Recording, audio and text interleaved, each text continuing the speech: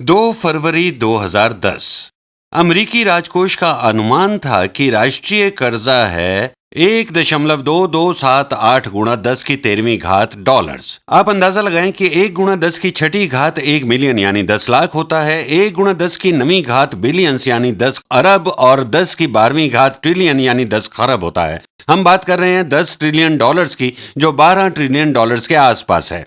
आगे लिखा है, अमेरिका के जनगणना विभाग का अनुमान है कि अमेरिका की जनसंख्या लगभग 3.086 गुणा 10 की 8वीं घात है।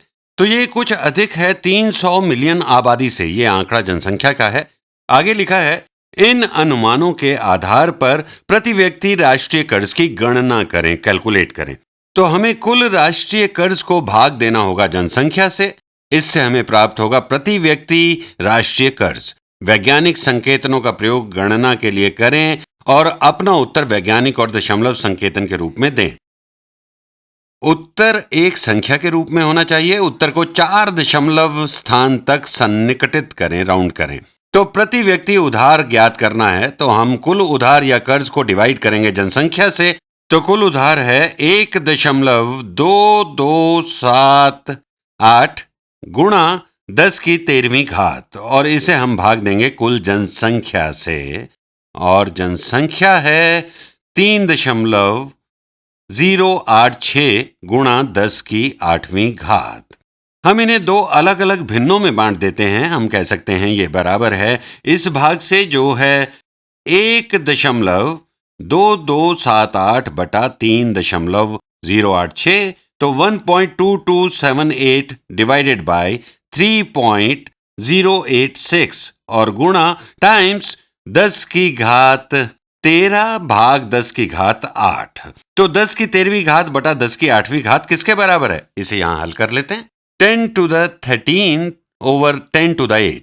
मैं समझता हूं ये बराबर है 10 की 13वीं घात गुणा 10 की घात ऋणात्मक 8 के। यहां पर 8 लिखा है डिनोमिनेटर, यानी हर में 10 की 8वीं घात को हम गुणा 10 की घात ऋणात्मक 8 भी लिख सकते हैं। तो यहां पर है घात 13, आधार समान है, तो 10 की 13वीं घात गुणा 10 की घात ऋणात्मक 8 बराबर है 10 की घात 13 घटा 8, जो होगी 10 की 5वीं घात। तो आप याद रखिए, यदि हर में आधार समान है तो आप इसके घातांक को घटा दें। तो ये है 13 घटा 8, 10 की घात 5, तो ये नीला व्यंजक गुणा 10 की 5वीं घात। 10 की घात 13 बटा 10 की घात 8 है 10 की घात 5, 10 to the 5th पावर। और इसके हल के लिए हम कैलकुलेटर का प्रयोग करेंगे। कैलकुलेटर ले आते हैं यहां, और हमें राउंड करना है अपनी कैलकुलेशन को दशमलव के चौथे स्थान तक, ये ध्यान रहे। कैलकुलेटर ऑन करते हैं। 1.2278 भाग 3.086 3.086 बराबर है 0.3979 के, क्योंकि हमें यहां राउंड करना था 0.3979। अब कैलकुलेटर को हटा देते हैं। हट गया कैलकुलेटर।